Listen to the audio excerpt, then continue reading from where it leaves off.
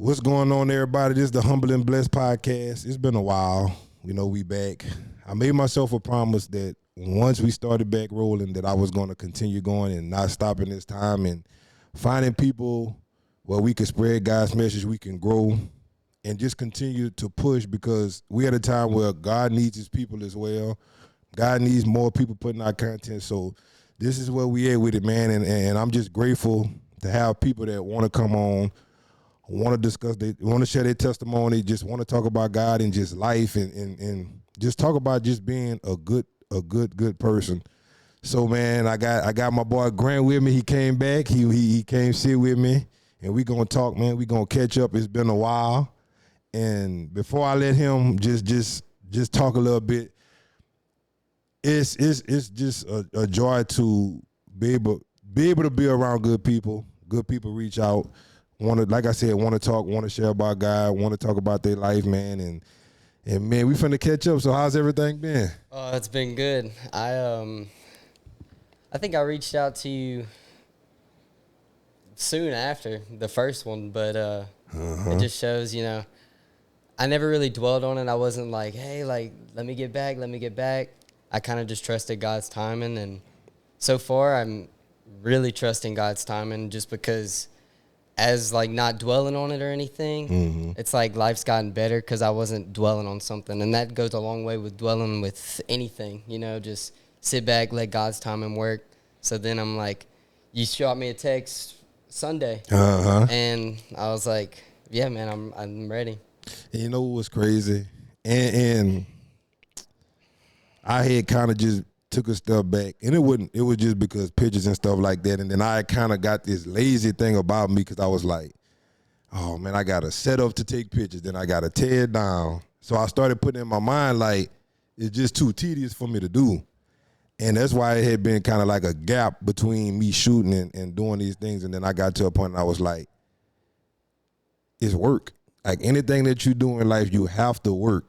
And then I started putting in my mind like, just put some effort. Just go out and do it. And what's crazy is you had been on my mind for a couple of months. So I was like, when I do come back, you were the first person I wanted to have come on. And then you had just randomly hit me and just like checking up and stuff like that. And I was like, yeah, it's time. It's time to get it.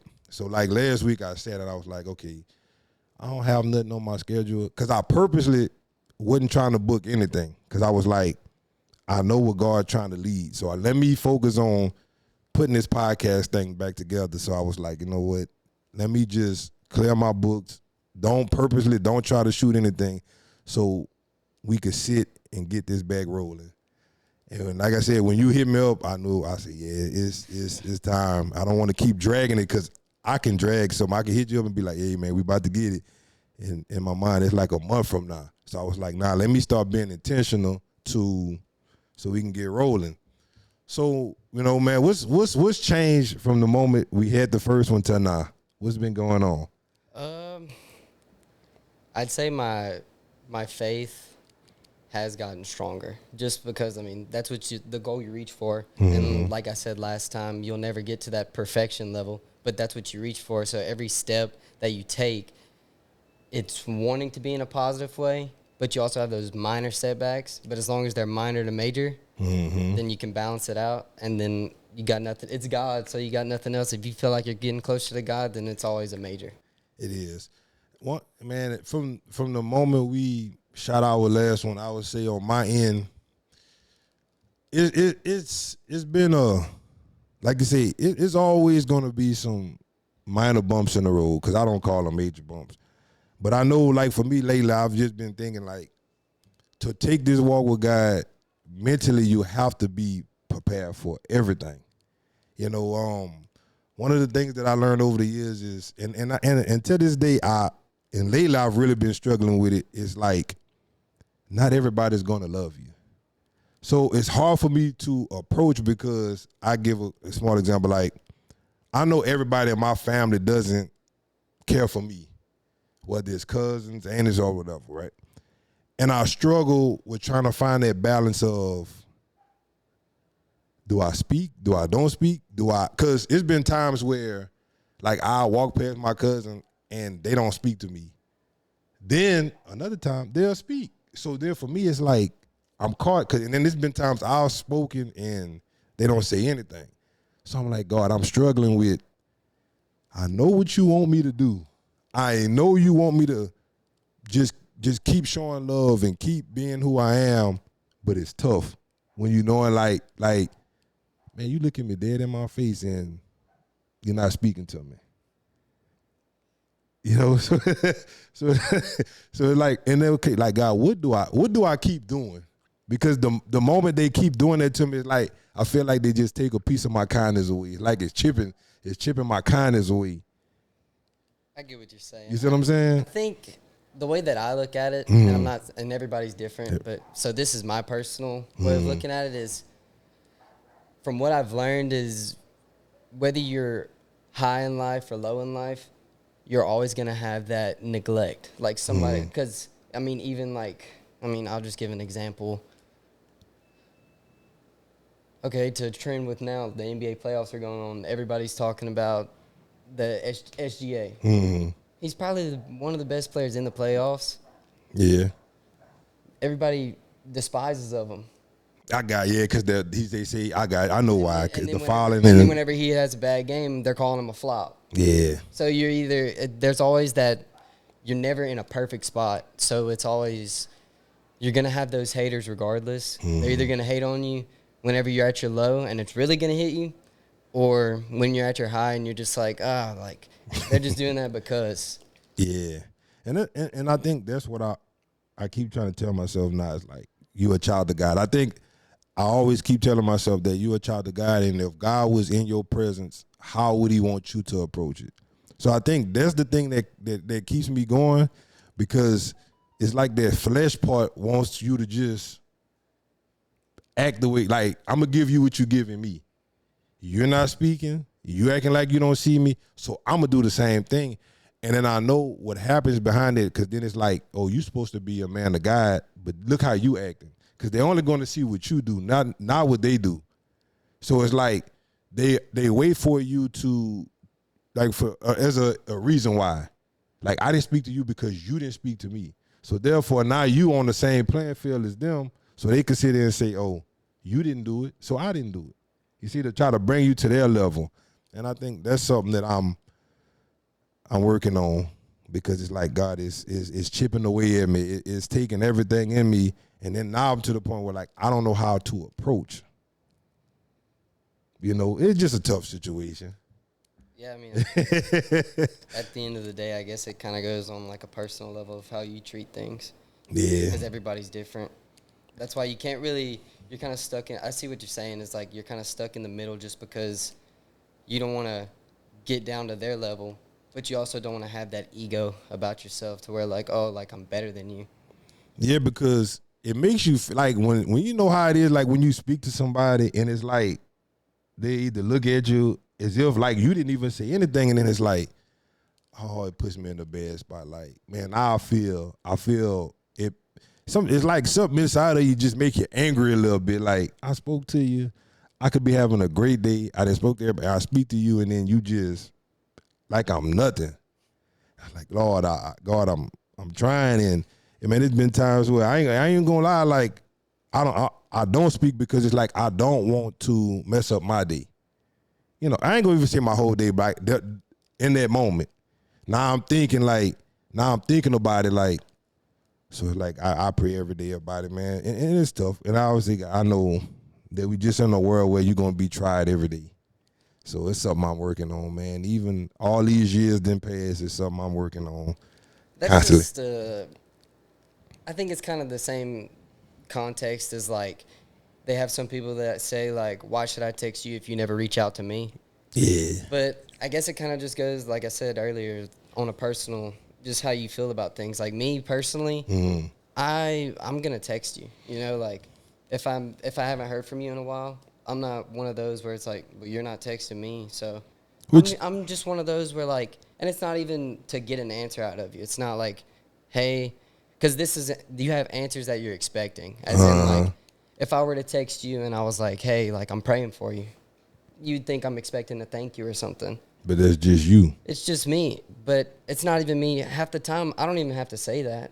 Because, I mean, God works in silence Yeah. as well. So it'll be just sometimes like, hey, I hope you're doing well. See, that's why, and I like that you said that, man, is because you just a genuine good person. But there are so many people that think like that, like I ain't gonna text because you ain't text. I ain't gonna call because you ain't call. I ain't coming by your house because you ain't come by mine. And sometimes it's just, and now that you say that, it makes sense in my situation. Like, even if they don't speak, God may be looking at it and saying, long as you did your part. So by you saying what you're saying, that kind of just made me think like, just for me to continue doing my part. Don't if you speak and they don't speak, you did your part. You did what I wanted you to do. You just being who you are. So I'm gonna take that advice and I like. Granted, you really wasn't giving me advice per se, but it was just a conversation. But it made me think like, just do my part. Don't necessarily worry about what everybody else got going on. Yeah, So don't it follow makes sense. trends. I mean, Yeah. you see everybody else doing something, then that's just the way that I think of it. It's like you see somebody doing something and you see them following, I would gladly take that left turn. Like, I just will, just because I don't really fall into trends or anything like that because I'm going to stay true to myself. That's just what my parents taught me. It's what the Bible teaches you. So, I mean, as hard, like you said earlier, though, as hard as it is, It's all. as hard as it is, I mean, if you do it, maybe not then and like right in the present, you'll feel good about it. You'll be like, like I should have done this or this. You'll probably think or whatever. But in the end, It's gonna make. it's going to make you feel that much better just because you're going to be like, because every action has consequences. Yeah. So, and then it's also a true thing is gut feeling. I don't care what anybody says. If Mm-hmm. you It ever is. feel it in your gut, it's probably the wrong thing to do. Yeah, I agree. I agree with that because it's been. Yeah, I agree with that, man. Because it's been so. It's been quite a few, and I feel like I say maybe God testing me to see because sometimes you just say stuff off emotions. Like I just say stuff off emotion and knowing like I'm not gonna be that way. Like there's no way I can be that way and love God. And sometimes you just be in your feelings for that moment. But I guess sometimes in that moment it's good to just take a step back and just breathe for a second. Because really and truly, when you really get down to it, and after that moment, you realize it's not as big as you thought it was. It's not like those people that not speaking is affecting anything that's really truly going on in your life. So why should you really worry about it? I guess for me, sometimes it's just in that moment, and then I'm over it or whatever. But I'm gonna take that advice. So I know off camera, we was talking about where you mentioned, let's talk about dating. Granted, I'm older than you, so I'm married now. But let's talk about dating and as a young man, a man that love God, how is it tricky for you? Is it easier now because you've been taking this walk for a while now? So how is it in that aspect? I think on the mental state, like, because this is a true thing to me, is like, there's always, and you probably had something like this happen too, is whenever you're getting into that stage of dating and everything and you truly care for somebody, then half of the time or most of the time you think about something, but you don't actually do it in front of that person. Yeah. And then whenever you, let's say after you hang out or whatever, then, I should have done this. I should have done this. So it's like the good things.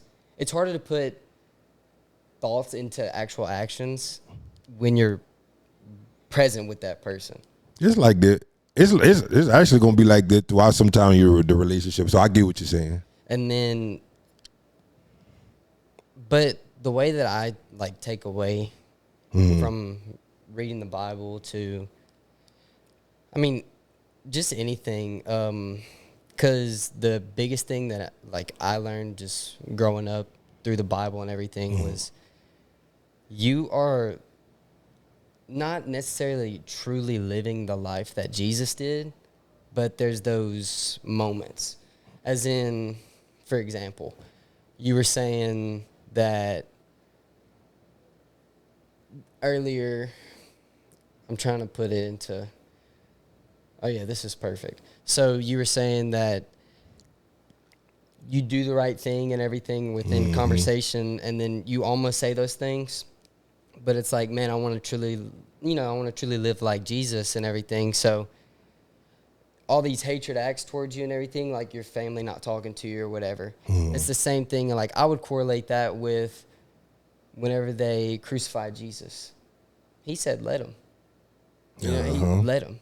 Even though they were doing these hateful things and everything, he just said, Just let 'em. everybody would, it was actually not a war, but I mean, you had some for Jesus and you had some against. Correct. So you had those ones, just like earlier, like I said, you have those for and against.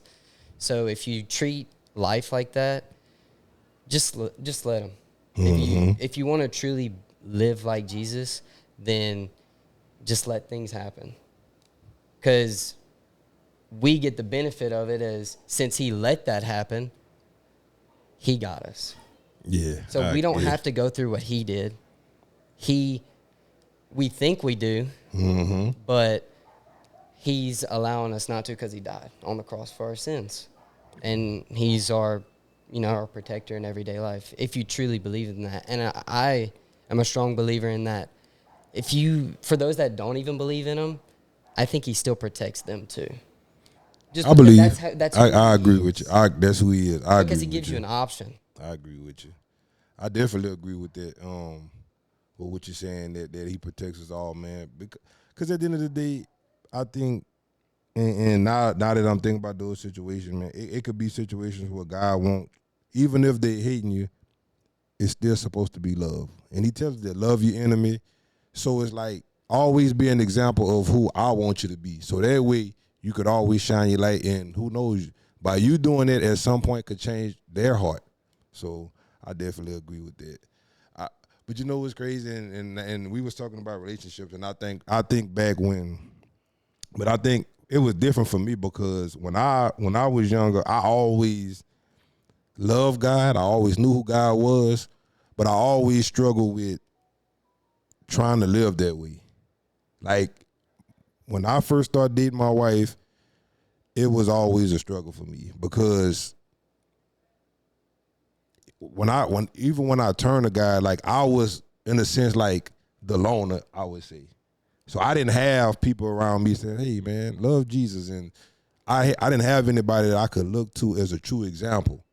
So when I gave my life to God, it was like on my own. It was me just having common sense. Like, because at first I was skeptical. Like, I love music bad. Like, and I was listening to some of the most foul, crazy, murder, and just all kind of music. That's, and just certain things was brought to me as for me to see, like, well, this is what the truth is. And I was like, nah, I don't believe it. So then once I believed, I started trying to box certain things in, like, okay, I can listen to this because they not talking about killing, but I didn't realize they was talking about sinful, like fornicating and stuff like that.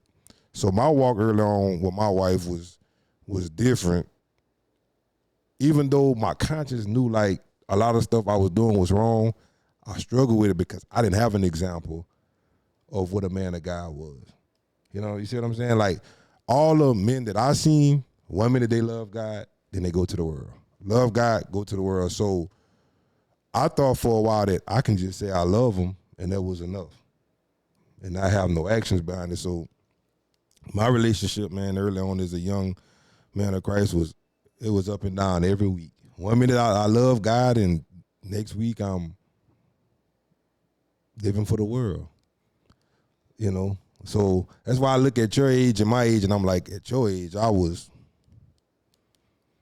not where you was. So that's why I was asking about the struggles and how is it, entering, being so young and loving God, and, at some point want to have a relationship, man and woman relationship.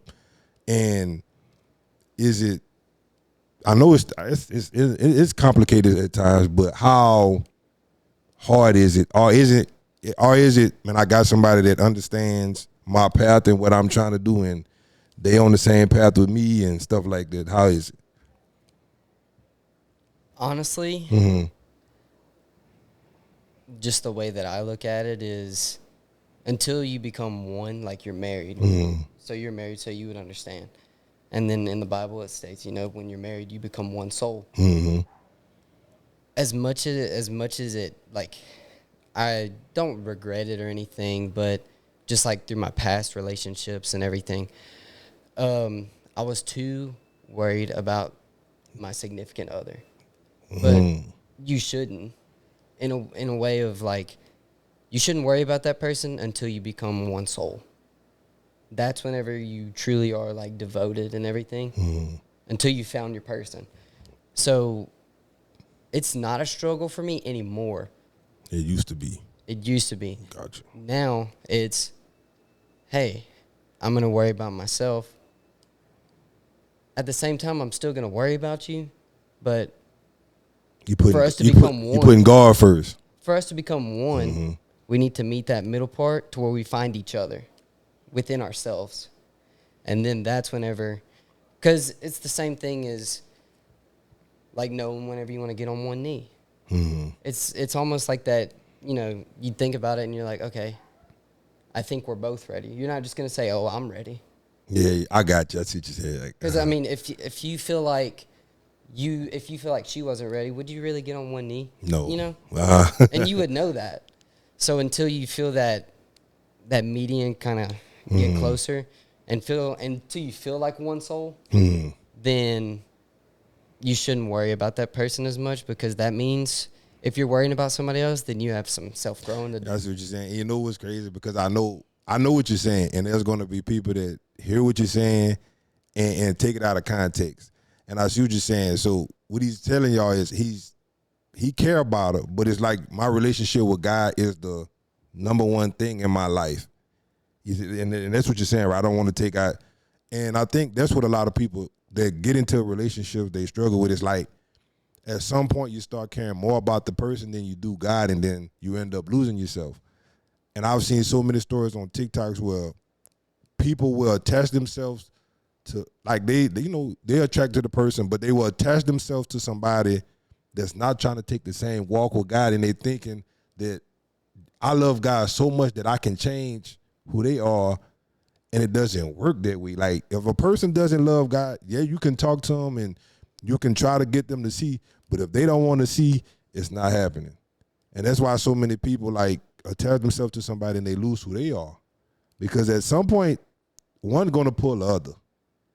And I think that's what so many people find that disconnect is like, and I'm not saying you can't have relationships with people that's of the world, no. But you got to understand, the more you be around somebody that doesn't love God, that doesn't do certain things, somebody's going to pull the other. I've seen it time and time again where somebody love God. Man, I kid you not, I interviewed a person. And this is the time where, like, I went to they was having, like, this little concert with rappers and stuff, like Christian rappers and stuff like that, and I sat down and I interviewed a bunch of people. And I would see this person, man, she was crying and praising God and pleading out and telling the whole world how amazing God is. Attach themselves to somebody. And I can see now that the love of God, like this person, I would say, I know they know who God is, they love God, but nothing about their lives anymore represents who God is. Attaching themselves to somebody that doesn't see God the way that you see. And slowly it just pulls you away from God. You don't want it to become an obsession too early. True. That's true. Because then when you become obsessed with that person, that's what draws the late night, oh, why is her location off, or why is she cheating on me? That's what that raises, is if you're too worried about that person to where it becomes almost an addiction, to where like you're constantly checking your phone if she's out with friends or something. But then that's when you say to yourself, oh, I'm not ready. If she can't go out with her, if she can't go out with her girls or anything, you're not ready. You're not ready. I agree with that. I think this is why, and when they would speak about being equally yoked, that's not just with, that's with anything that you want to do in life. Friendships, relationships, you want to be equally yoked. You want to find some, like, y'all, first off, when you're equally yoked, doesn't mean y'all gonna agree on everything. It's just not. That's not, but it's like we on the same path. You love God, I love God. And it makes life so much easier when you can find friendships and a relationship where y'all on that same path. Y'all not, and I'm gonna say it again, you're not gonna agree with everything, but y'all able to talk, y'all able to communicate, y'all able to sit and discuss things, and it makes life easier when y'all on one accord and have an understanding and say, hey, you know what the word of God say. And it makes it easier. And I think so many times you want to attach yourself because you feel like my faith is so strong I can change a person. No. I'm friends with people that I've been cool with long time. They know how I feel about God, but I can't change them. They gotta want to. They gotta want to accept it. They gotta want to believe. And you can see sometimes the life is in chaos and shambles, but I'm not a person that's gonna force God on anybody. Like you gotta want it for yourself. But man, I just think that find somebody that love God just like you. It makes it life easier. How you feel about that? Do you agree, disagree? No, I agree. You And agree? I was kind of, you probably saw me like smirking and stuff Uh-huh. because whenever you say equally yoked, you know, a lot of people get that misinterpreted. I don't know if you, because Yeah, they do. I was talking to They do. somebody and we were talking about it, and I was like, yeah, you want to find, because he asked me, it was one of my good friends, he asked me about a girl, and I mentioned that, and he goes like eggs? I was like, no. I was like, that's like a tool, and I was like, it's about oxen. It's two oxen, and the yoke goes on the back, and that's where you find that balance. Is let's say you're the big stout oxen and she's the small weak one. You're not gonna get any work done. And he was like, oh yeah, that makes more sense. And I was like, yeah, because what does a egg yolk have to do with anything? Yeah. I was like, it's a metaphor. Yeah. And I often think about this, the equally yoked thing, because man, as I get older, I look and I say, and I'm realizing, I was like, if you read the word and you nothing is done under the sun. Like everything has been done before. And I say, it's so easy when you friends with somebody that you love God, and if you constantly talking to them, they can pull you into conversations and you be like, how we got here? And then before you know it, they looking at you like, and you're supposed to be a man of God, but we having this conversation, and you don't even realize they pulled you into a whole conversation, and you be like, that's not of God. And it's the same thing with a relationship. You don't think at some point that person is going to pull you, they're going to talk to you because you have feelings, you have emotions. You attracted to this person.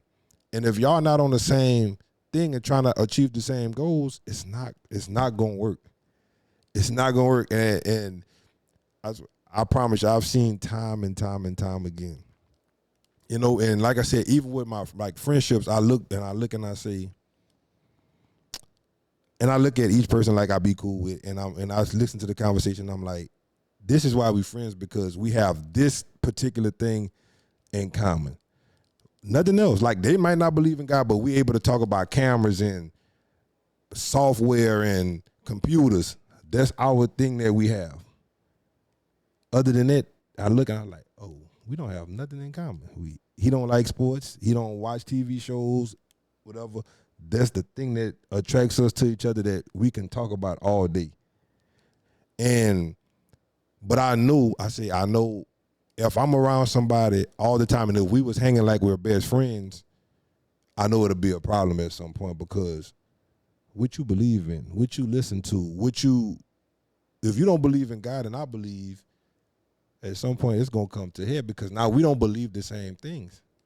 So in a relationship, if you're around a female all day and y'all don't believe in the same things, eventually it's gonna come ahead, because and you know this with your walk with God, everything is spiritual. So people really be thinking like spirits can attack you.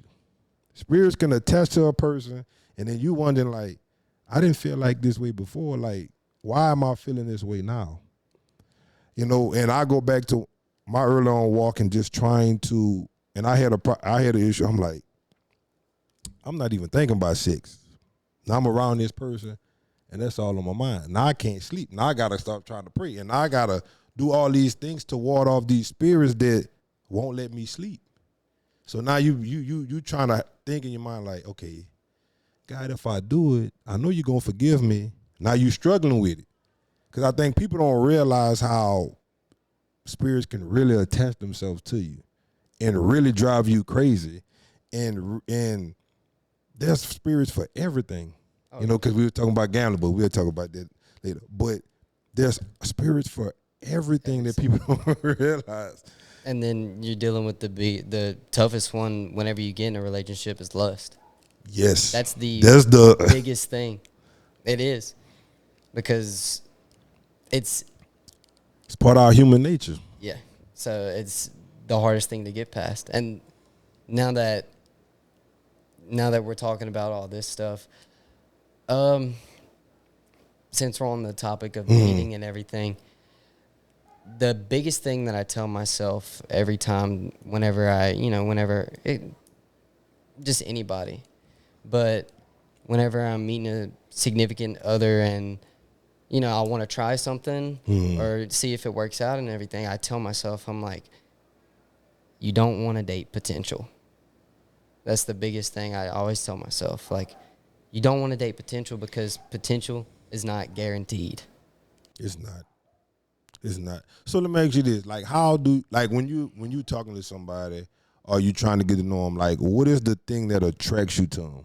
Of course, I know the physical, but after because and I tell people at the end of the day, you will be lying to ourselves if I'm trying to see what's in our heart. Before you know what's in our heart, oh look, my thing. Let me just take it off. Everybody. But before you know what's in her heart, you physically attracted to them. Not sometime in a sexual, like, oh, I want to take her clothes off or anything like that, but it's, oh, she's very pretty. I like her eyes. I like the way she dressed. It's something that made you look and be like, okay, I'm interested. I'm interested to see what type of person she is. So for you, what is it that attracts you to a person? Conversation, confidence?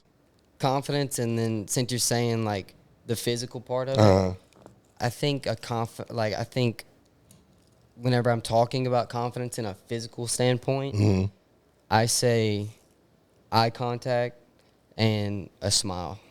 Like, I like I like a good smile, and so from there that tells me something. As in, like, if I can make you smile, then obviously there's something there.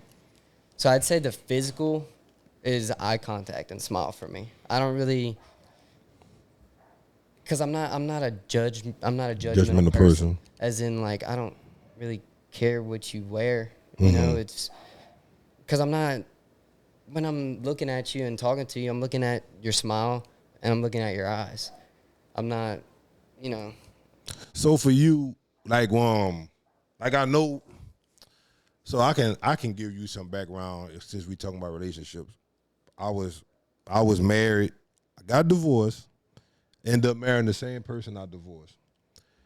But I got married when I was 25 or 20, 26, 20, somewhere around there, 26, 25, 26, 26, I can't remember. And when I got divorced, I was 33, I want to say, around there. And we dated from when I was 20. Man, my whole 20s, I was with this person. So I never experienced, like, just being out in the world and dating and seeing and doing all these things. So when I got divorced, it was different. I was able to be out in the world and see certain things and talk to different people. And for me, after just dating and seeing, and I was always a person that I would sit and I want to have deep conversations with people because it was little things that I can pick up from you and be like, nah, I don't want to talk to you anymore or whatever. And one case for me was I was talking to this individual and she was just saying how she treat people. And I was like, it was like God just tapped me on my shoulder and said, she would do that to you eventually. Like, in the beginning stage, y'all getting to know each other, so it's exciting, it's different.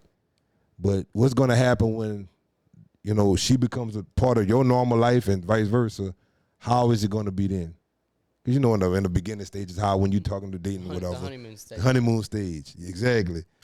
And I just was like, hey, at some point, she would treat me the same way she would do everybody else.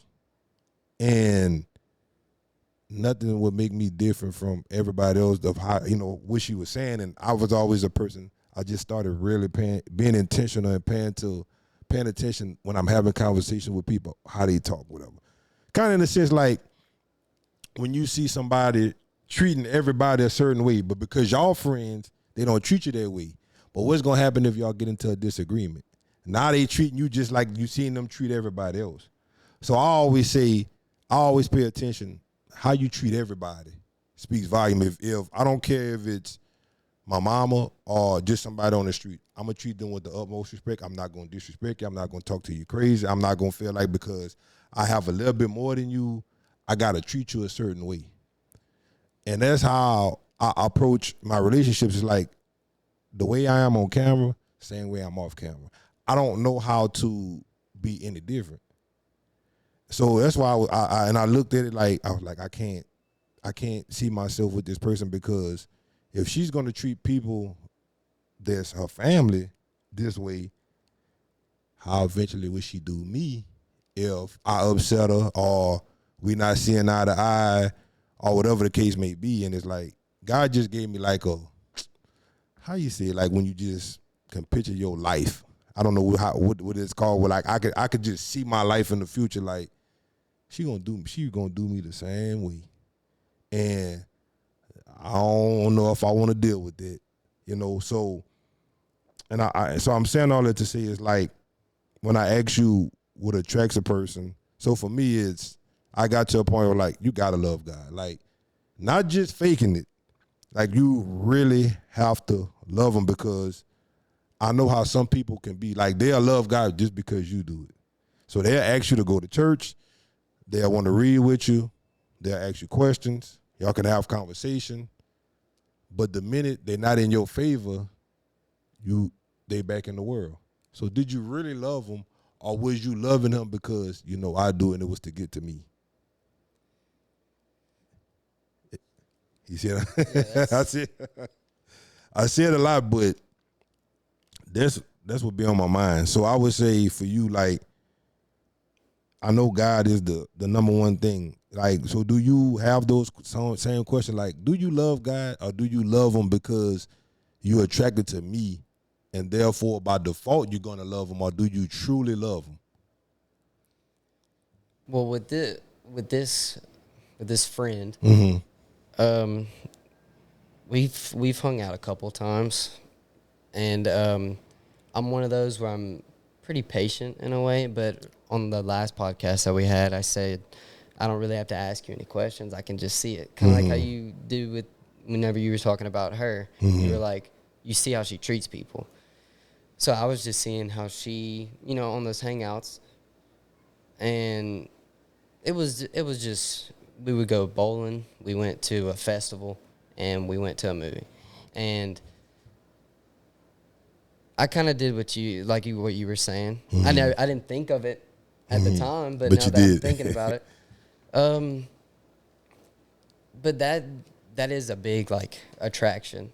Just seeing how she is in her everyday life, as in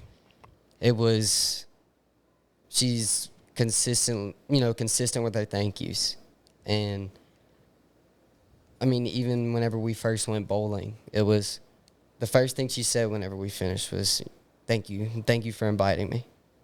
And then, like, I didn't have to say anything. I didn't, she she looked at me, and I just gave her a hug bye, and then she was like, "Thank you for inviting me. It meant a lot." Man, and then she texted me. She texted me the same thing. She said, "Thank you." Thank She you. said, "Thank you again."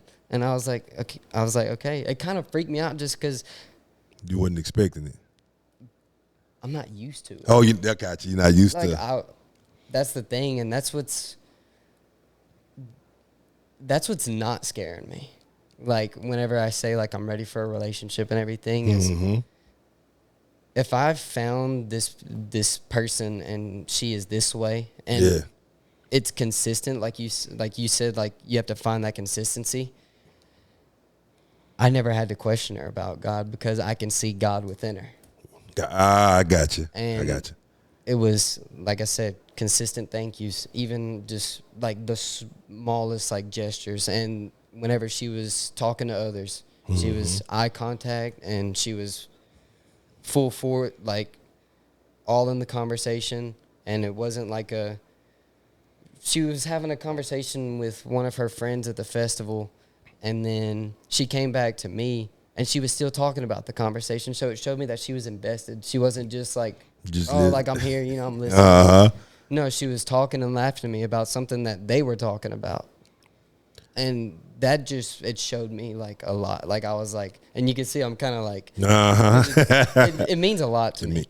And I'm a pretty, after everything that I've been through, I mean, like the last podcast I told you, I'm kind of getting to a point where I'm kind of sensitive in a way, just because at one point in my life between now and when that happened, that accident in 2021, I was at a point of like loneliness. And like I had my family and everything, but you have quiet nights. Yeah. And then, but I used those quiet nights as my time with God. And then you always want to have that companion. You do. So that's one of the things that I prayed upon. But I was like, make sure that I'm ready. I wasn't just like, please God, like please give me this. Like I need this. And then I was just like, whenever I'm ready, Just let it come. let it come to me. I guess in a sense, what you're saying, God, I'm ready, but whenever you're ready, I'm trusting your timing, and I'm ready whenever you present it to me. And then I found this significant other, and it's 2026. It's 5 years later, and I was praying for this in 2021. And that's the thing, is like God's timing. It's weird, and we were talking about like God's timing within your lifespan. You don't know when your time is. I don't know when my time is. But that's just how He works, because you're on a clock with Him. Yeah. And I would say that now that with my spiritual walk and everything, I'm ready for a relationship, just because I know what like has to come with it. And then also that I always pictured this as like, whenever you find your significant other or whatever, you would say that's God's doing, because to me, and the way that I put things like in a relationship form is like, for your person, God is like the most perfect artist of making that creation for you, because everybody has their person in this world. Nobody's meant to be lonely. That's how I feel too. I'm glad you said that. That's how I feel too. I had a conversation before about that, and it was like, some people meant to be alone, and I'm like, I don't feel that way. I feel like there's somebody out there meant for us. Now life may take you, and certain situations may mold you, but I also look at it as, when things happen, trials and tribulations, there's just the devil trying to break you. That's why, like, when I was telling you earlier, like when we was off camera, we was saying, like, man, I like to see young love. I like to see people in a committed relationship, because I know what the devil wants to do. Especially nowadays. And that's why looking back, I look at so many times I've seen people tell young adults to, man, hey, go live your life. You don't have to settle down. As if settling down was a bad thing. Like when I couldn't, because I know I asked you last time how old you was, and then when I asked you again, and I'm like, hey, man, there's nothing wrong with being 23, and I ain't saying get married tomorrow, but there's nothing wrong with finding that one person and say, hey, I want to build with you. Because, man, when you get older and you're looking like, man, I was with my significant other since I was 23. We've been together 15 years. That's like a badge of honor. That's like something, that's like a major accomplishment to be proud of. And so many times people have told us the wrong thing, like, man, just go live life. Go out and see the world. There's nothing wrong. Man, matter of fact, I would tell people now, man, if you find somebody, man, take her with you and go see the world. Travel, experience life with one person, because that's how it was truly set up to be. Finding that one person and just go and live life. Because like I was telling you, I've seen the other side of it. And I know you don't want that other side. And I tell anybody that you do not want that, because it's really no peace. It's constant. It's really no peace. From being divorced to seeing people divorced to the kids split up, and the guy don't see the kids for months at a time. And I'm like, who wants that type of life? That's not a life that I would want for anybody. That's why I'm a big advocate, and I tell people all the time, like when I would, take pictures of people and I'm just talking, I tell them, hey, man, go to college, do what you got to do, but also just be smart. I tell people the same stuff all the time, because it's like, I feel like as I've gotten older, that's my duty to not want you to make the same mistakes I made, and not anybody. I wish I could get people here that went off and just quote unquote live life. And to be like, man, if they could turn back the hands of time, they would have found that one person. Because I guarantee all the people that they dated, there's always one or two, and they be like, that could have been my wife. That should have been my wife. I wish I wouldn't have had the 4 and 5 babies and did all this or whatever. Like, I wish my life would have been different. And I look and I say, that's why I wanted to do the little podcast stuff, because it's like, people need to hear some people talking with a little bit of common sense. And I think I got a little bit of common sense to, hey, I don't want you to, don't live the same, don't make the same mistakes so many other people made. That's why, like I say, man, I'm going to push, and I'm going to be checking, hey, man, what's going on with y'all? Everything good and all this. And I hope that she watches this to understand, man, like, if y'all locked in and she like you like her, make it work. Oh, this is far enough in to where we'll watch it, and then it'll just take her by surprise. Yeah, like, don't short clip it or anything. We'll just watch it all through. Like, oh, here's my part or something. Yeah, man. I and honestly, man, like I said, I love to see it, because when I look and I see that type of thing, I'm like, this is how God wants it to be. All that turmoil, that fussing, all that confusion, all this, listening to the world. The worst thing we can do, because we've seen so many times the world, like the world would chew you up if you ain't got your mind straight and you ain't believing in God and you know what's crazy? And I say this, we living in a generation now where I feel like it's easier now to love God. In my opinion. There's much more access. See, if I would have had 20 years ago what y'all have now, oh man, I would have, because I can pick up my phone and I can see people from across the world talking about the same struggles I'm going through. Man, there's so many Christian podcasts that you can listen to and you can feed your soul, and it's easier now. You could act, not, and I tell people this, don't base your relationship on nobody else's. I tell you that and you can chime in on how you feel about that to people. Don't base your relationship on nobody's. I honestly don't look at nobody's relationship as inspiration. I just look and say, okay, I see what you're doing. If you're doing something for your wife, or if you're doing this, okay, cool. I like it. I understand it. Okay, I champion it. Okay, well, let me look at myself and see what I could be doing better communication, whatever.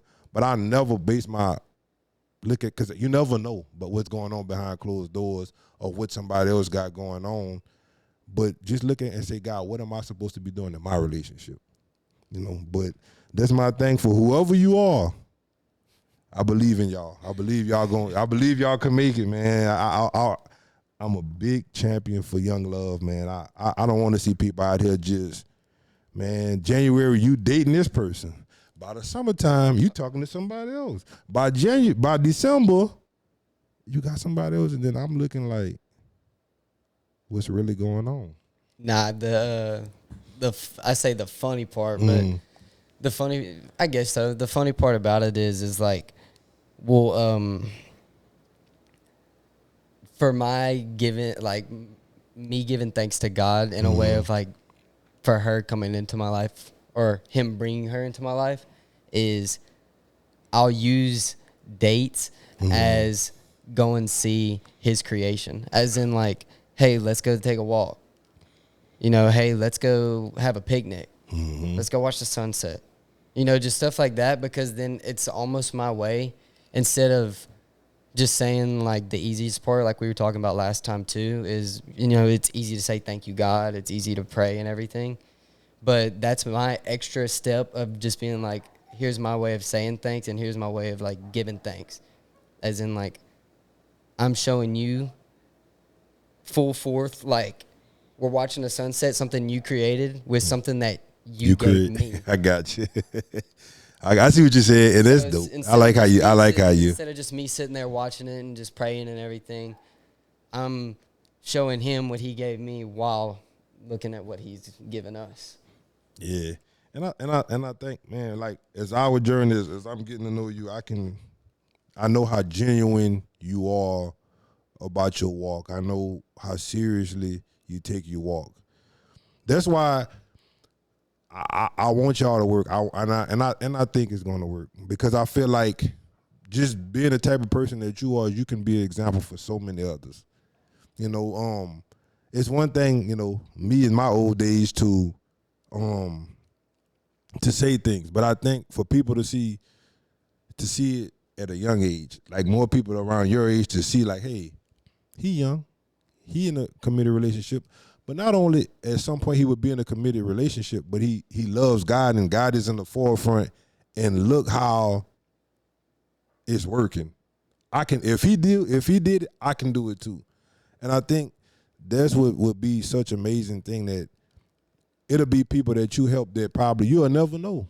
You'll never know that they just sat back and just was watching and looking and seeing and say, man, he might not never know he inspired me. I wanna date somebody that loves God. It's possible, because I think so many times people think like, you know, because we love God that we don't have fun, or we can't have fun, or, you know, it's such a strict thing to love God in this. And I'm like, it's not, it's really not hard like y'all think it is. You know, because everybody this day and age thinks the fun is, you know, the lustful thoughts and, you know, the drinking and the partying and everything. Like that's the thing. Me and her have yet to do a like super social, you know, some like going out and drinking or anything like that. No, we went bowling by ourselves. We went and watched a movie in a theater. And I mean, if you want me to get technical with it, it wasn't one of them theaters where the seats are together. There was a big divider, and we were perfectly fine, and we were still laughing, and we were still talking. You know, we weren't even holding hands, because it was just like, I don't need that to feel that comfort. Like, I don't, hold my hand, because then if you don't, then, you know, you don't like me, or you don't want me to do anything, because that's just how that person should make you feel. And we went to that festival, and whenever I say festival, it's not what you think it is. It was literally like a nationality festival. We went and watched like a bunch of different, you know, it's not like the crazy raves, like where, no, it was a one Lafayette. And I got you. It was just, you know, we sat on a park bench in front of a stage and just watched some music, and we enjoyed it. And once again, we leave room for Jesus. You know, it doesn't even bother me at this point. I'm kind of like scared to touch her, but that's I got you. No, that's how you know. Like, that's how you know. I say touch her as in like I give her the softest hugs, like just because respect. It's one of those things where it's like, I don't want to even have the feeling that like I hurt you. I got you. Mentally or physically.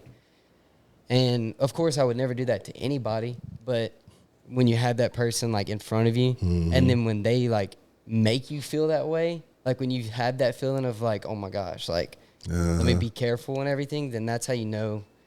I'm not gonna say necessarily that that's your person, but that's how you know that you truly care for somebody. And at the end of the day, you want to see if that's your person. So you want to make sure, like, hey, I'm putting my best foot forward. So, because I see wife potential in this person, so I want to see where it could go. So I totally get what you're saying about about those things and that's why I love to have the conversation, because it's like it's possible. You can take your time. You can like really respect the person and still know, like, I care about you. So this is how I'm going to approach things. And like you said, you don't, because so many people feel like if you're not giving them a physical connection, you don't care about them. So when you said that, I see it so many times that a person, because so many people have what they deem a relationship should look like. But that's from a worldly standpoint, like, oh, we got to be touching. Oh, we got to do certain things and put ourselves in certain situations. And then the relationship flames out. Because so many people get stuck, and I'm going to say it's pretty much like so many women get stuck in a relationship because they slept with the person. So in their mind, it's like, I done gave you my body. I don't want to start over. So they put up with so many things in a relationship when they know they should have left a long time ago. But it's like, I did this with you. I'ma just stick it out. But then at some point you come to a head where you just walk away. But so many things has done happened before you walked out. You may have stayed with this person for 5 more years than you should have. You probably had a baby by this guy, and now you want to walk away when you knew from the beginning God told you that wasn't your person. But because you didn't take your time and you slept with him, now you feel like you're stuck, which is crazy in itself. But it's like, man, God really gave us the blueprint. And I tell people all the time, I was like, man, if I would have just had one person that truly loved God that was in my life at that time, I would have made it. So many mistakes I wouldn't have made, but it's life. Yeah, and the biggest thing also is we're in a way we're leaving, like you said, God's timing and everything. We're leaving, like I told you, we're not a solidified anything. Mm-hmm. She's just a friend, and so am I to her. We're not afraid to have those talks where you would probably see us and you'd be like, oh yeah, they're together. Mm. But at the same time, like I told you earlier with the self-improvement, the self-growth and everything, she understands that. Gotcha. So do I. So it's almost like we're taking that extra step, as in, like, I mean, I probably could, if I wanted to rush and everything, I probably could say, oh, we should just be boyfriend and girlfriend. We should date. But we're not in a rush for that. And that's also why, like, I'm really careful and everything with her, because she understands. She's not, oh, like, you're doing this and this, and, like, my people want to meet you and my friends, and, like, we're just giving us, and then when it comes, then of course, like, if she was, that's also another thing is I'll never peer pressure somebody, especially somebody that I care about and somebody that I want a future with and everything. Mm-hmm. I will always meet their people first, as in a way of showing respect, to where it's like, also you kind of feel like honored in a way, just because it's like, oh, she wants me to meet her people. I didn't have to feel like, oh, like, hey, you want to meet my people? And then it feels like, does she really want to meet my people? Or is it just because I asked? Or, but the fact that, but that's the reason I do it. As in, like, I'm going to wait until, hey, this person wants to meet you. Hey, this person wants to meet you. Hey, let's do this, stuff like that, because it makes me feel like I'm on the right track. And it, like, gives me, checkpoints and everything. Like, okay, so I need to keep this, I need to keep this. I need to keep this way. I need to follow this path. Because then it's also easier to notice the flaws, too. Okay, maybe I shouldn't say that. Maybe I shouldn't do this. I got you. As long as you kind of not let them lead the way, but because as a man, you're supposed to lead the household. But you making how can I say it? Like her, you making her feel like she matter in a sense, like how you saying you allow certain things, or you allow things. I ain't gonna say certain things, but you allow things because it makes him feel like he care. You listening, you paying attention. What I feel, what I want to do matters.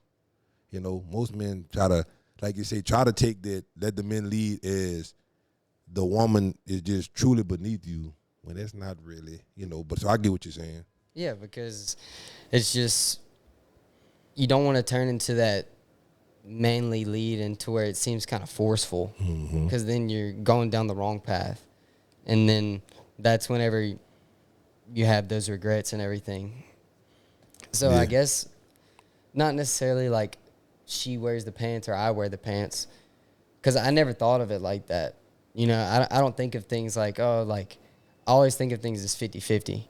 And then I also live by what I said last time to end the podcast was the best thing that you can give somebody is the recognition of their existence. And that's for everybody. But whenever you care about somebody, in this case, you know, that significant other, just show them that you are listening and that she is being heard. And Yeah. that's probably the most subtle thing that you feel like you're doing, but it could make her day. Definitely, I agree with you. I think that's one of the things that goes a long way when you're in a relationship is making sure that yes, you know, as men we supposed to lead, but also, you know, that person opinions, the things they want to do, how they want certain things, it matters.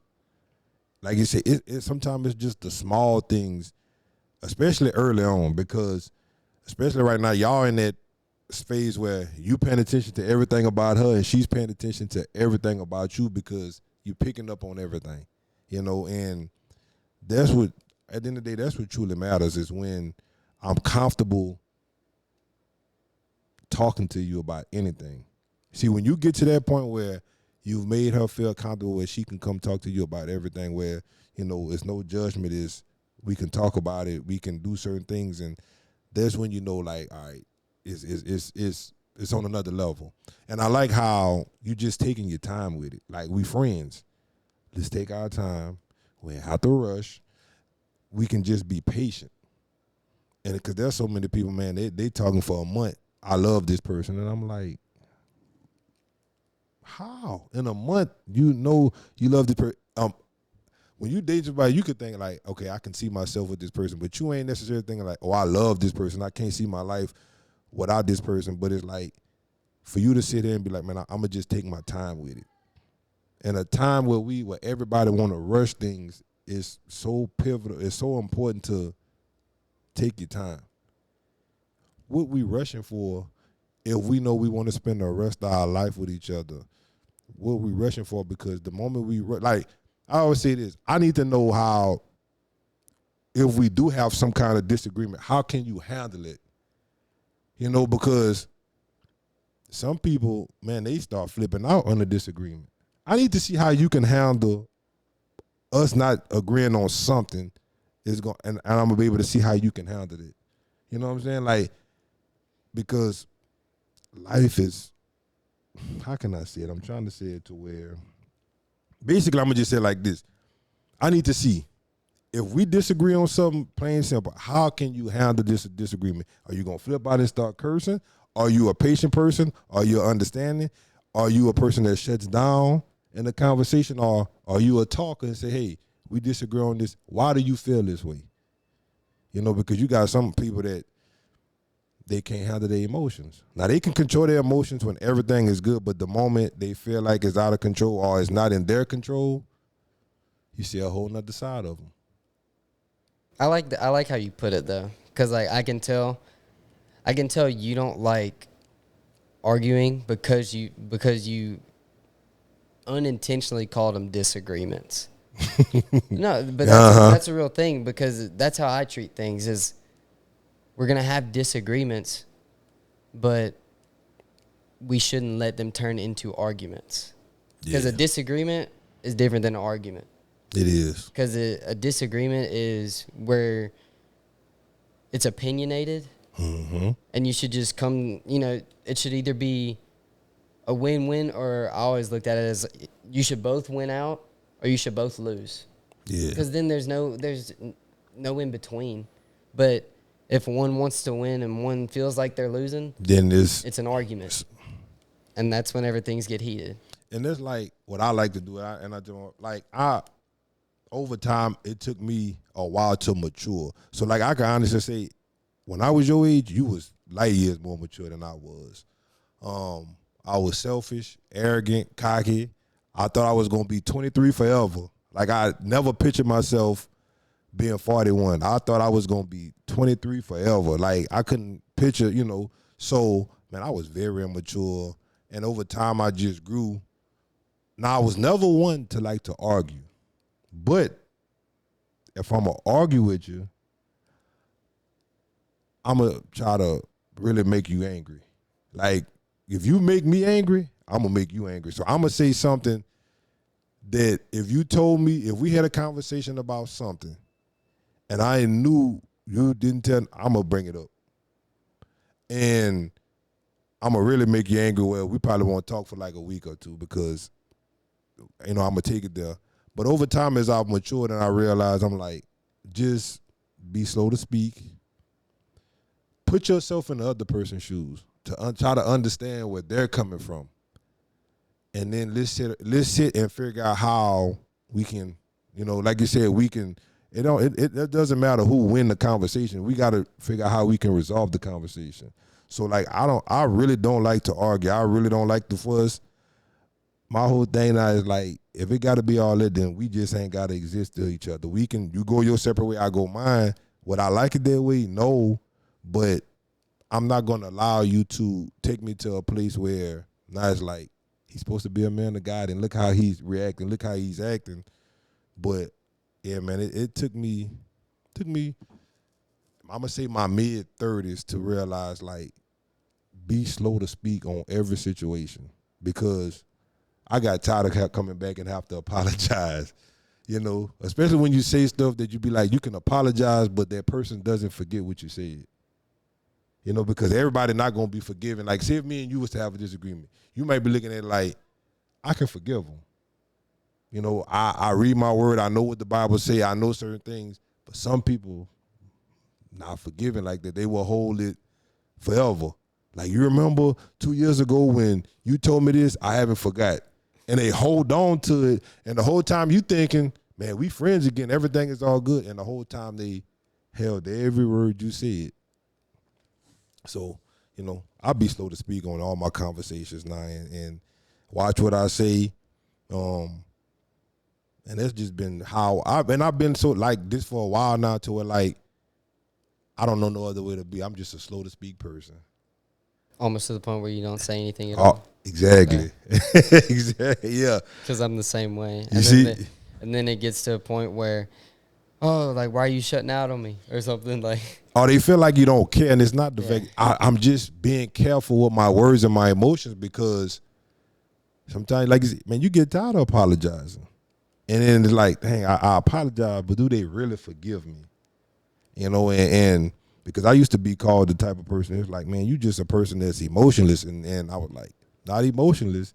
It's just now you want to be slow to speak. You want to be careful, because you may forgive me, but the minute we have a dust up again, it comes out that you don't forgive me, and I'm like, nah, God, I ain't even going to keep doing this, because I'm not a prideful person in a sense, but it's like you get tired of having to apologize for, man, I apologize for the words I said. So, nah, just let me. Something happened like 5 years ago. Yeah, and it's like, because I know people that, and I'm like, how you held on to something that was in high school? Like, something happened to this person in high school, and they 50 years old now, and it's like they never let it go. Like, you took my boyfriend in high school, and I'm like, you was in high school in 1995, and you still holding on to somebody took your boyfriend in high school. So it's just how simple it is sometimes when stuff like that. People don't let stuff go. So I definitely pray with God. I said, God, I'm gonna just be slow to speak, so that way, I won't be that way. But that's why, like, me, when we sit in our conversation, I can just tell how mature you are. Like, I can tell, like, you are, like, for somebody to make you angry, it had to take a lot.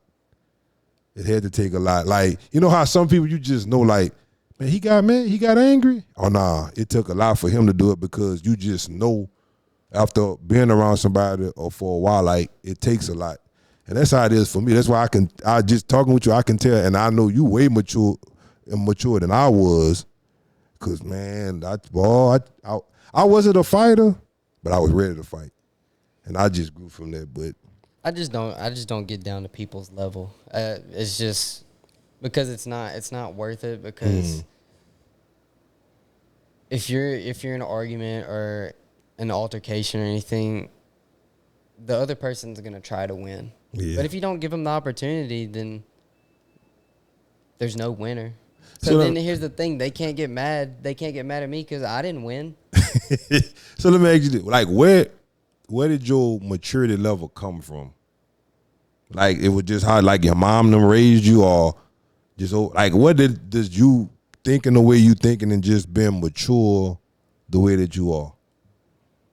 As weird as it is to say, being the middle child. Just help. No, I got you. Honestly, break it down for me so that way they understand what you're saying. Being the middle child, I always looked at it as like, yeah, I am a middle child, but it's also treated as a metaphor. Always being in the middle. So, and I'm not saying that in a negative or positive way. I'm just in the middle. And then if I'm in the middle, if I'm in the neutral zone, then it's up to me if I want to make this situation better or if I want to make it worse. It's also, that's why I said I'm a middle child. So most of the time, it's the older brother and the younger brother that's getting into it, and then you're just in the middle. So I always treated it like that. I was always in the middle. So I just carried it with me, like, through life, even through, like, you know, friendships and everything like that. I've always been in the middle. I've never been, like, the ego head. I've never been the soft, like, you know, the soft, like, baby. I've just been in the me. middle. And it's funny because people ask me, like, how are you so, you know, they're saying, how are you so, like, mellow and everything? I'm like, I'm not mellow. I'm in the neutral zone because I've grown up that way. Yeah, And that's actually probably the best. That's probably the best way to put it. That's probably what I would tell everybody. Like, they'd laugh like you did. Like, I just say I've always been in the middle, and I never pick sides. Just because, I mean, it's nothing that, like, my parents, you know, they never said, like, oh, like, don't pick sides or anything like that. It's just something, honestly, I just taught myself. As in, I visualize everything. Okay, like, so you're a visual. I like, got you. When I was in my party stage in high school, I was looking over everything. You know, like, I understood, I knew everything that was going on. And then just seeing, like, even at the house, it was always just me, and I was always just making sure everything was good. But I chose to do that. It wasn't like, oh, like, my parents were like, you know, you hold down the fort or anything like that. I just chose to do that because I was like, I'm the middle. So I need to make sure that every single thing stays, you know, neutral. Gotcha. As in, nothing gets taken out of place in any way, shape, or form. And that's how I just carried it on. That's how I was like, okay, as I got older, different stages of life, I was like, okay, this is how I'm going to treat, you know, my relationships with my friends. This is how I'm going to treat my relationship with my significant other. And then so on and so forth. And once it gets to be my wife, then this is how I'm going to treat it with my wife and my kids. And, you know, that's just kind of how I based it. It was just always just being the middle person, being the better person. That makes sense. Because I often wonder that. I say, man, because I look back and I say, 23-year-old me versus you. Yeah, it wouldn't. The conversations would have been totally different. And I often wonder, and I was like, it wasn't because my parents or whatever. I don't know. Maybe because I was the oldest, and maybe because I was the only boy, that it was kind of different. Because my sisters would always say, like, I was the spoiled one, But I would also look at it and be like, I don't get how I was spoiled, but then I guess maybe I can get it because I was the only boy in a certain way, and maybe because I was the oldest, it was a little bit different for me. But it took me so long to just be mature and to grow up. You know, I tell you, man, at the age of 30, I was still.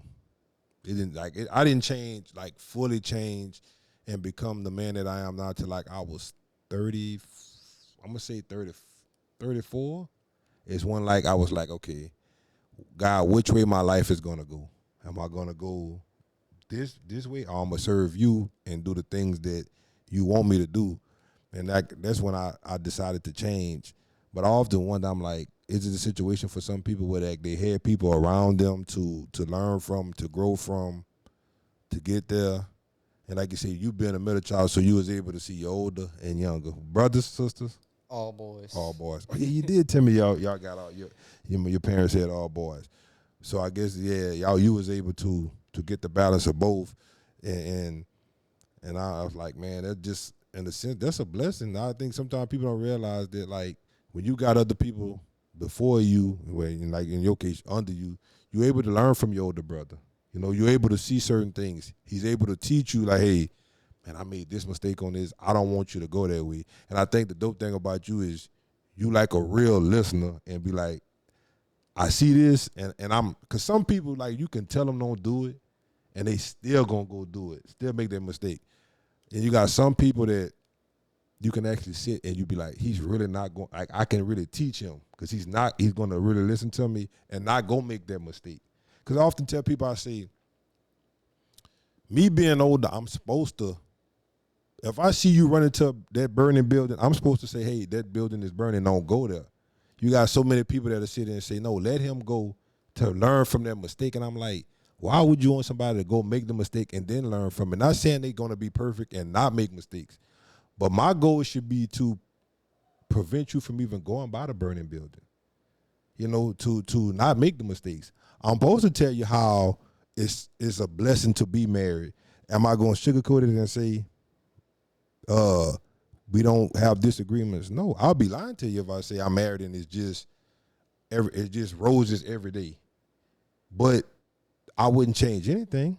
You know, it's amazing to have a person that you can lean on, that you can call on, that you know, if you're going into surgery, they're right there for you. They're praying for you. They doing everything they can for you that's possible. You know, so I'm supposed to tell you the good. It's really being married is really not no bad. If you communicate, if you talk, if you know you be the person that you should, it's easy. Having kids, at some point when y'all do have kids, it's gonna bring a different element in your life. Trust me, my kids turned my life upside down. Is it bad? No, it's just, you know, I didn't have my first child till I was 35.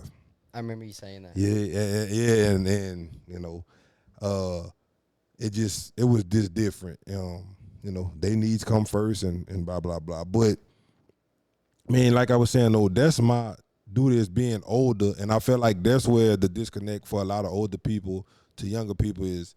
You know, we're supposed to try to help y'all prevent those mistakes and not make the same mistakes and have those conversations and tell you, hey man, don't at the end of the day, don't make the same mistakes I made. And I know it sounds like a cliche, but the thing about it is if you be an example to a younger individual, they'll look and they'll say, hey, you know what? You know, you talking with some common sense. So I'm going to listen. I'm not going to do this. That's why I say, man, I tell anybody, man, find that person. I shout that to the death of me, man. Find that person and just lock in and live. It's peaceful. It's peaceful. Yeah, and going back to like when you were saying the kid stuff and everything, Mm-hmm. I'm lucky where I'm at, and like it's a blessing where I'm at, right in the middle, because my older brother Wells, he has kids of his own, so being an uncle, it's kind of given me that early stage, you know, because I mean they come around the house, you know, and well, one of them's 1 year old. She just screams at me. No, so But the other one's 4. She can actually talk and everything, and just talk your ear off. it's yeah. But we have like genuine conversations, and just seeing like one of those things where it's like, man, I want, like, I'm not ready for it, But you know what you want though at some this point. is like something that I want, and even though she's not mine, like it feels like she is. I know what you're saying. Like, Yeah. just because that's the benefit of having an older brother, though, and having a very faith-based family, and having a brother that walks with God every single day. So you And then it reflects on his kids, and then just me witnessing that, and then them bringing it outside of their household. It's something that you're like, oh my gosh, like, this is what I want. And It's not necessarily this is what I need, but whenever it becomes a want, it's like it kind of you crave for it. And you know what's fascinating about that is, and I'm gonna tell you to like a little bit deeper. It's like what your brother doing, he's setting the tone for what his kids seeing from him, and it's gonna just be a generation of marriage. I want to do it this way. My parents did it this way, because I've seen so many kids that look at marriage a certain way because their parent didn't get married, and I see like the lineage of my parent didn't get married, so it just continues. It's like a generational curse in a sense. It's like the kids need to see that foundation of mom, dad together, and setting that example, and it continues to be a generational thing, and that's the dope thing about it, man. Like what you saying and about your family and stuff like that, man, and you seeing it, and you just being able to just get a taste of it until one day you have your own. But your brother has set that standard, and you saying, this is what I see what he got. I want this someday. And that's like the best thing that could ever happen. And I seen it from my parents. Like I seen what my parents said, and I'm like, okay. Because my dad never gave me certain talks that most people, my dad had to sit down and give me this talk and this, whatever. My dad, it was more of he gonna lead by example. He ain't gonna do a lot of talking, but he gonna lead by example. So I took a lot of things from him just by seeing how he was a man that took care of his family, took care of his wife. To this day, I've never seen my daddy tell my mama no. Now, is that a good thing all the time? I tell her, I say, I don't know. I say, me being me, I'd have to tell you no sometimes. But he never told my mom no, like, whatever she wanted, even if he didn't feel like doing it, he did it or whatever. But I love to see, man, it's just fascinating to see generational things, whether it's good or bad. And I'm like, and then when you talk to people, like, my mom never got married, so I looked at marriage a certain way, and then you just see the constant thing of they never get married. They never, like, they have, carries over. And it carries over. And then you look at other people's families, like my mom and my dad was together, they got married. Like in your instance, like the son, he married. The other kid, they married, and then it just continues to, you see the cycle. And that's why it's dope, man. And I tell people that's why it's good to be an example for your children, because you don't know what kind of generational thing you creating, good or bad. Yeah. But man, I love to see it though, man. I love to see I don't know, man. People may not know that I love to see love. I ain't lying to you. I love it. I'm a romantic comedy type guy. So I love to see love. You too? Me too. Look, I'll watch romantic comedies all the time, and I just love to see love. I like rom-coms. Yes. Yes. No, but it's weird because they'll judge me for it because they don't see that in me. But I'm like, I like just romance. I like romance movies. I do. Like I do. And it's like I like the old school ones. Like they don't make them like they used to. But like I like the old school. Like none of this new. Like it's different. I know what you're saying. You ain't even got. I know. I'm a big movie person, and like I'll go to my wife. She used to say I'll go to the rom-coms before anything because I just love to see like at the end, like they together, they get married, and the kids running in the front yard and stuff like. I love it. I love it, man. Yeah, that's the thing is like I haven't had that because I'm also like I'd say I'm not saying like I'm biased about myself or anything, but I'm pretty mature and like You are. I overthink a lot, but it's not overthinking in a negative way. I just overthink to see what benefits my situations, and I haven't done any of this yet. But I was like, when I find my person, she is gonna think I'm probably the weirdest person ever. But it's because I'm gonna reflect on like what I've witnessed in the past, like, and by that I'm saying in movies, and people say it's weird to have that movie type of love, but that's the fun part is like you put your own twist to it. So like whenever I find my person and everything, and I tell my parents this and everything, I say I'm gonna give her a single flower every single time I see her until it makes a bouquet. Which She'll just think it's weird because every single time I'm never getting her flowers. I'm just getting her a flower, and it could be we could go and bowl. We can go and watch a movie. We can go do this, but every single time you'll give her a flower. I'll give her a flower, and I'll never give her the same one. That way, she has a unique bouquet of her own, and it's not just like a thing full of tulips or a thing full of roses. And then she'll be like, "Oh, so this is what you set this up for," and then I'll do like picnic dates. And I'll write letters and just stuff like that people aren't used to these days. And that's what I want to bring into somebody's life. And like that's why I say I'm like ready for somebody, just because I know what it takes and like I know what I want to provide for that significant person. Which makes sense. You know what's funny, and I was thinking about it as you were saying it, I was like, you know what's gonna be? It's gonna get to a point where if you don't get her one, she gonna be looking like, something going on today? I didn't get my flower. But that's a dope idea, though. I think, man, it's and I'm realizing that, man, is I'm getting, like, sometimes it's the small things. It truly is the small things. And it don't matter what it is. It's just you thought about them. And that's something I'm trying to tell myself now because I'm a thinker like that. Like, I be thinking and I be telling my wife all the time, I'm like, I don't know what to buy you.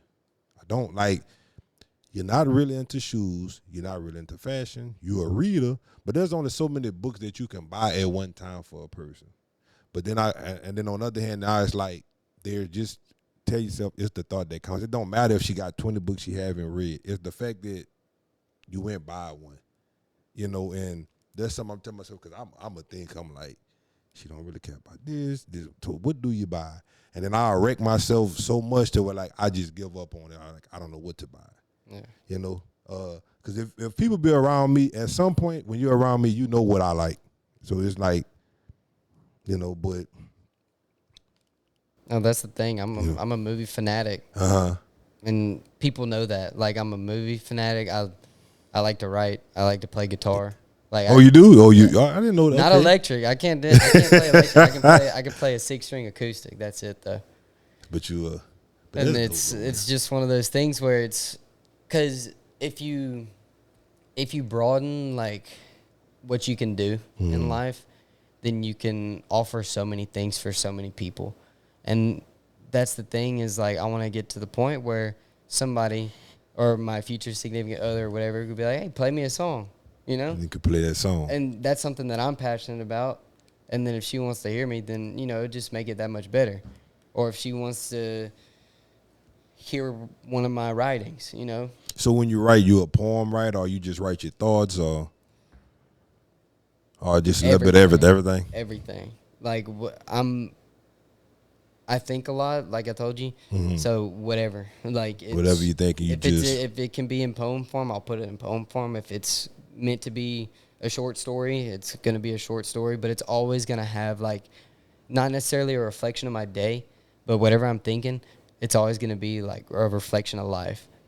That's a good thing to do. So I'm never writing anything like fictional. The only thing I'm writing fictional is if I don't want to put any real names in there. So it'd be like that's your therapy session. That's your way to just express what you want to get out. That's right.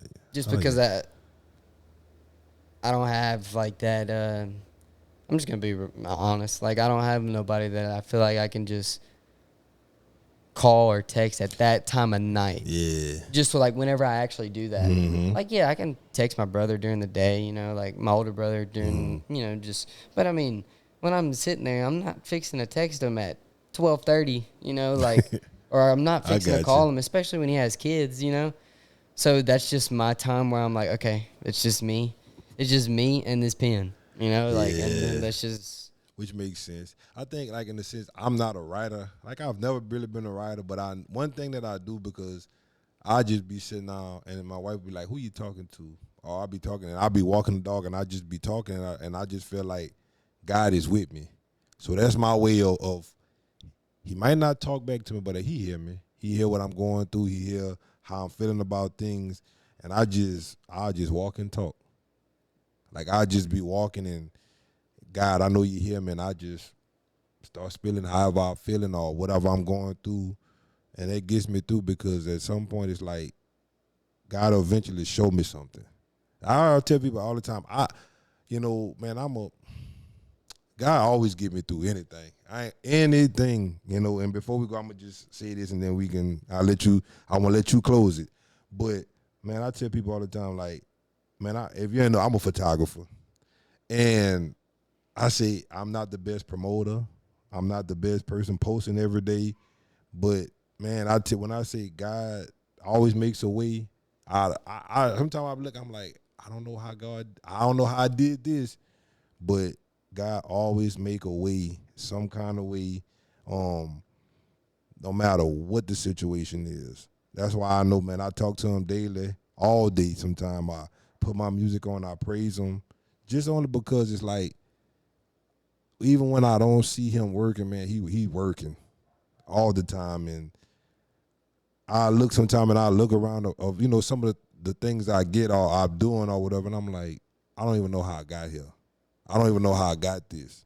I don't even know how I'm in this situation, because I didn't necessarily do anything to get this or do this, whatever. But some kind of way, man, he always show up and do the things that he do for me. So, like how you say you write, and then I know the only reason I'm saying it because you a writer or whatever, and I would try to write and do certain things, but I say it just ain't. I ain't gonna say it ain't for me. I don't know. My wife is a writer. She be writing, and I just be looking, and she's a reader. You like do you read a lot, or you see?